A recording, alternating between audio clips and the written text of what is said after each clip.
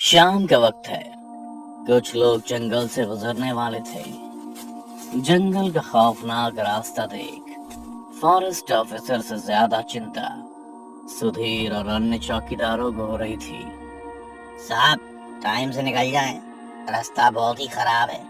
इतना लेट करना ठीक नहीं है। फॉरेस्ट ऑफिसर भी बात को समझ रहा था, मगर जवान खून कब खौफ की परवाह करता है। फॉरेस्ट ऑफिसर ने सुधीर के कंधे पर हाथ रख कहा, इतने दिनों से मैं रोज जंगल की सैर के लिए जाता हूँ। आज तक तो ऐसा कुछ नहीं हुआ मेरे साथ जिससे मुझे डर लगे। इस पर सुधीर बोला, साहब, जंगल का रास्ता है। आप अकेले जाना ठीक नहीं रहेगा। आप बोले तो 2-4 लठैत भेज दूं आपके साथ। फॉरेस्ट ऑफिसर सुधीर की बात सुनकर मुस्कुराने लगा और बाइक स्टार्ट कर जंगल की ओर चल दिया। सुधीर ने फॉरेस्ट ऑफिसर को अकेले जाता देख बाइक के पीछे 2 लठैत चौकीदारों को भेज दिया। जंगल में बाइक 1 किलोमीटर अंदर चली होगी कि एक चढ़ाई के बाद फॉरेस्ट ऑफिसर की बाइक का पेट्रोल खत्म हो गया। उसने मौका देख बाइक की डिग्गी से एक थैला निकाला और उसमें से कुछ मांस के टुकड़े निकाल पूरे जी जान से दूर जंगल में फेंकने लगा। सारे मांस के टुकड़े फेंकने के बाद ऑफिसर ने चैन की सांस लेते हुए खुद से कहा, बहुत याद आएगी तुम्हारी। इतना कहकर ऑफिसर अभी कुछ ही दूर गया था कि तभी रास्ते में उसे एक अनजान शख्स दिखाई दिया। तुम हमारी फॉरेस्ट चौकी के चौकीदार हो ना? फॉरेस्ट अफसर के पूछने पर वो शख्स हाँ में सिर हिलाते हुए बोला, जी। इतना कहकर वो शख्स फॉरेस्ट ऑफिसर के साथ चलने लगा था। तभी फॉरेस्ट ऑफिसर ने उस शख्स से पूछा, इतनी रात गए तुम बीच जंगल में क्या कर रहे हो? तुम्हें तो चौकी में होना चाहिए ना? इस पर फॉरेस्ट ऑफिसर के साथ चल रहे उस शख्स ने फिर हाँ में सिर हिलाया और कहा, जी। वो शख्स फॉरेस्ट ऑफिसर के हर सवाल का जवाब जी में ही देता था। अफसर ने उस शख्स से फिर कहा, इतनी गर्मी में कंबल, बुखार है तो फिर घर में बैठो। ऑफिसर की इस बात पर भी उस शख्स ने हाँ में ही सिर हिलाया और जी कहा, पर ऑफिसर का मन खट्टा हो गया था। दोनों बात करते करते करीब 2 किलोमीटर और आगे बढ़ चुके थे। पूर्णिमा की रात थी। चांद भी अपने पूरे शबाब में था। फॉरेस्ट ऑफिसर ने उस शख्स को बड़े ध्यान से देखना शुरू कर दिया। उस शख्स का चेहरा कम्बल की वजह से चांदनी रात में भी साफ दिखाई नहीं दे रहा था। फॉरेस्ट ऑफिसर को इस बात से डाउट हो गया था, क्योंकि इतनी रोशनी में भी उस शख्स के पैर भी दिखाई नहीं दिए और उसके साथ चलने में कदमों की आहट भी नहीं सुनाई दे रही थी। उसने बुदबुदाते हुए खुद से कहा, हो ना हो, ये आदमी तो नहीं है। सुधीर सही बोल रहा था, मुझे अकेले इतनी रात को जंगल में नहीं आना चाहिए था। खैर ऑफिसर ये सोच ही रहा था कि पीछे से साइकिल पर आ रहे कुछ लोगों की आवाजें सुनाई थी। साइकिल की आवाज सुनते ही फॉरेस्ट ऑफिसर के साथ चल रहा शख्स फॉरेस्ट ऑफिसर की तरफ बहुत बड़ा मुंह फैलाकर झपट्टा मारता है। एक पल को फॉरेस्ट ऑफिसर की जान उसके हलक में आ चुकी थी। वो अपनी जान बचाने के लिए पीछे हुआ ही था कि लड़खड़ा कर वो कच्ची सड़क पर जा गिरा। फॉरेस्ट ऑफिसर अपनी एड़ियां रगड़ता हुआ डर के मारे पीछे हटता जा रहा था, क्योंकि उसके सामने खड़ा वो शख्स आधा जानवर और आधा इंसान का रूप ले एक दैत्य बन चुका था और फॉरेस्ट ऑफिसर की मौत पर उसी की तरफ बढ़ रहा था। पर इससे पहले वो शख्स फॉरेस्ट ऑफिसर पर हमला करता, साइकिल पर आ रहे लोगों ने शोर मचाना शुरू कर दिया, जिससे सुन वो दैत्य जंगल की झाड़ियों में कूद कर गायब हो गया। साइकिल वाले 2 लोगों ने भी फॉरेस्ट ऑफिसर को नीचे गिराते ही उसे उठाते हुए पूछा, साहब, आप ठीक तो है ना? इस पर फॉरेस्ट ऑफिसर ने कहा, हाँ मैं ठीक हूँ, पर ये कौन था यार? साला भूत प्रेत टाइप लग रहा था। छोड़िए साहब इसको, ये जंगल है। क्या वही जिंदा रहता है जिसको यहाँ के तौर तरीके बताओ? जिन दो लोगों ने फॉरेस्ट ऑफिसर की मदद की थी वो कोई और नहीं बल्कि सुधीर के भेजे हुए ही दो लठैत थे, जिन्हें फॉरेस्ट ऑफिसर अच्छे से पहचान चुका था। उसने ज्यादा बहस ना करते हुए अपनी बाइक उठाई और वापस चौकी की ओर चल दिया। आखिरकार घंटे भर की पदयात्रा के बाद अफसर अपनी फॉरेस्ट चौकी पर पहुंच गया था। फॉरेस्ट अफसर की हालत देख सुधीर समझ गया था कि जरूर फॉरेस्ट ऑफिसर के साथ कुछ गलत हुआ है। सुधीर ने ऑफिसर को देखते ही कहा, आगे साहब, मैंने तो पहले ही बोला था कि जंगल में रात के टाइम अकेले गुजारना खतरे से खाली नहीं है। अबे कुछ रोज पहले तो संजो को मटर खाओ, क्या कुछ गुंडे बदमाश लोग ओ के ऊपर पेट्रोल डाल के जिंदा जलाए देते रहे। तो वो साला भूत बन गया क्या? मुझे मिला था और वो लगभग 2 किलोमीटर तक मेरे साथ भी चला। फॉरेस्ट ऑफिसर की बात सुन सुधीर तबाक से बोल पड़ा, साहब आपको मिला? कहाँ वो साला ऐसे ना जाए, बहुतन को अपने साथ लेके जाए साहब। सुधीर अभी बोल ही रहा था कि तभी अफसर ने सुधीर से फिर पूछा, क्यों मर्डर हुआ था क्या संजू का? साहब लड़की बाजी को मैटर रहा है, साथ है के खबा पिया के मार देनु का। चलो ये सब छोड़ो साहब जी, ये जंगल है, यह जितने पत्ते उतनी कहानियां। अभी हम आपके लिए खाना लगाते हैं, ठीक है? खाना खाने के बाद अफसर की खटिया वहीं चौकी के बगल में लगा दी गई। बिस्तर पर लेटते ही अफसर की आंख कब लग गई उसे पता ही नहीं चला।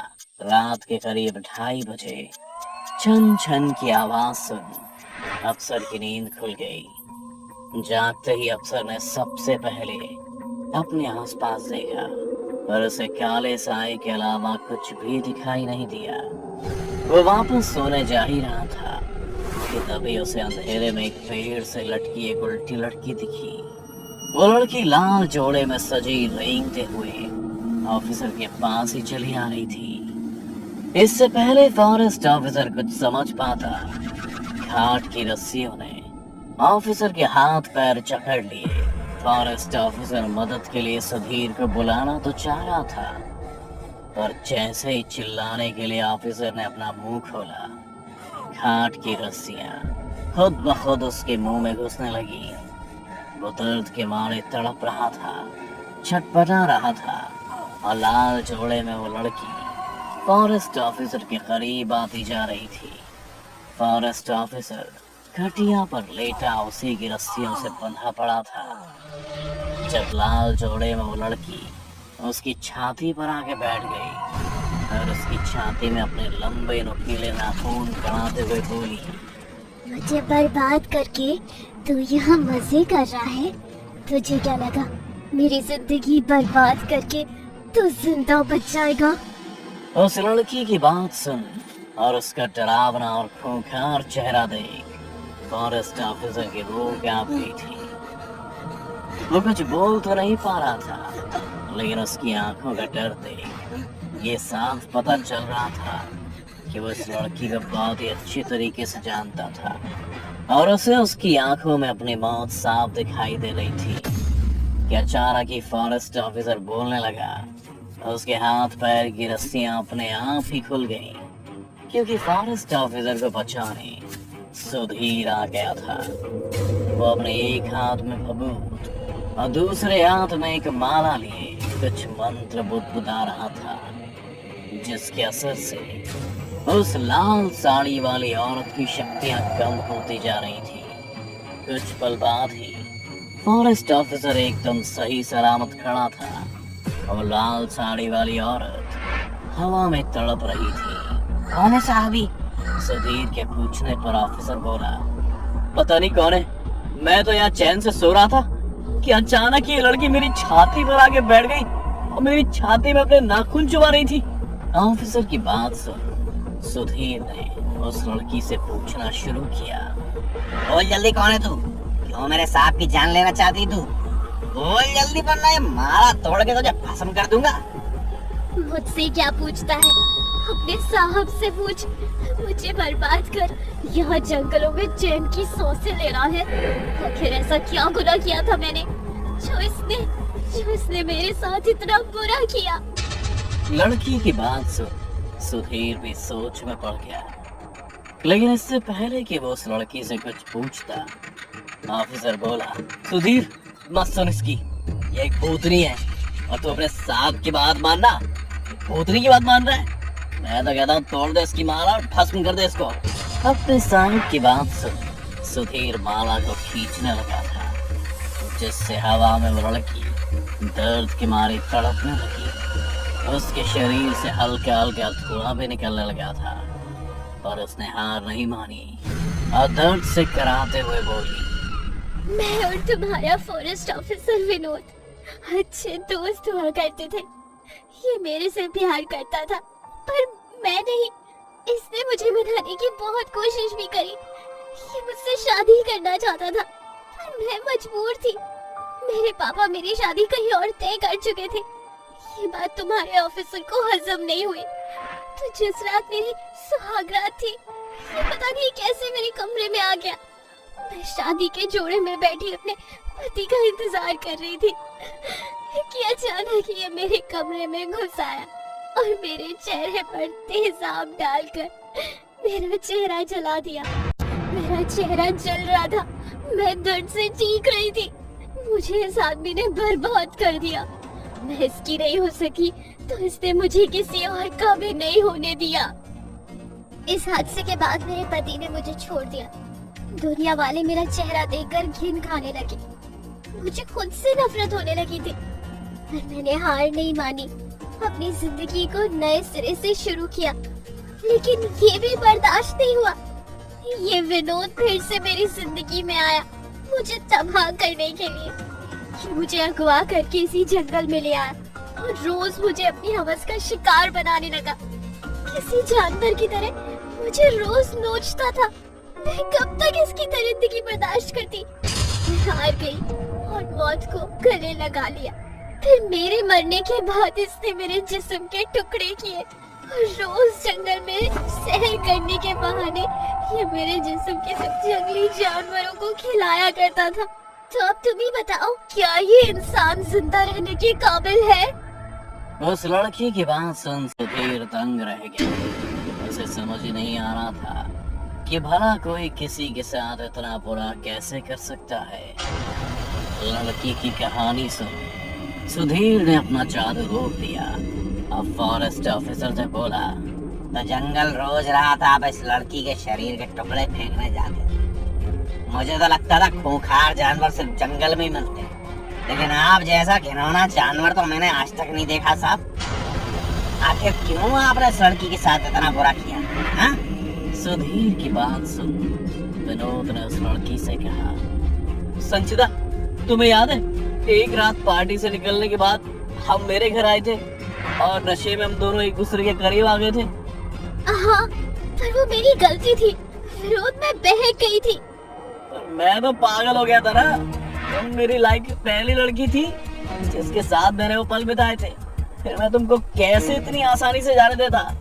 मैंने वो सब किया जिससे मैं तुम्हें अपने पास सहीज कर रख सकता था। और मुझे मेरे किए पर कोई पछतावा नहीं, क्योंकि मैं अपनी जिंदगी जी चुका हूँ। अब मौत आए तो आए। विनोद की बातों से उसका घमंड साफ दिखाई दे रहा था। उसने अपनी बात खत्म ही की थी कि सुधीर ने बुदबुदाते हुए इशारा किया और संचिता की आत्मा विनोद के अंदर घुस गई। विनोद दर्द से तड़पने लगा था। वो तकलीफ के मारे जमीन पर रेंगने लगा था, क्योंकि संचिता की आत्मा विनोद के शरीर को अंदर से काटने लगी थी। उसके नाक, कान और मुंह से खून गिरने लगा था। विनोद की आंखों की पुतलियां लगातार बड़ी होती जा रही थी और अगले ही पल किसी बुलबुले की तरह फट पड़ी। वो पूरी तरह से अंधा हो चुका था, पर संचिता का गुस्सा कम होने का नाम नहीं ले रहा था कि अचानक ही सुधीर विनोद के पास आया और उसने गले में वही माला डाल ली जिससे उसने संचिता की आत्मा पर काबू किया था। संचिता, विनोद के गले में जब तक ही माला है, तुमको उसके शरीर से कोई नहीं निकाल सकता है। जब तक तुम्हारा बदला पूरा नहीं हो जाता तुम्हें इसके साथ जो करना है तुम कर सकती हो। सुधीर ने विनोद के शरीर पर काबू कर रखी संचिता से कहा और वापस मुड़ चौकी की ओर चल दिया। संचिता भी विनोद के शरीर को काबू में कर जंगल की ओर चल दी। फिर उस दिन के बाद से विनोद का कभी कुछ पता नहीं चला। सुधीर ने एक रिपोर्ट लिख दिया कि फॉरेस्ट ऑफिसर विनोद को जंगल की सैर करने का बहुत शौक था।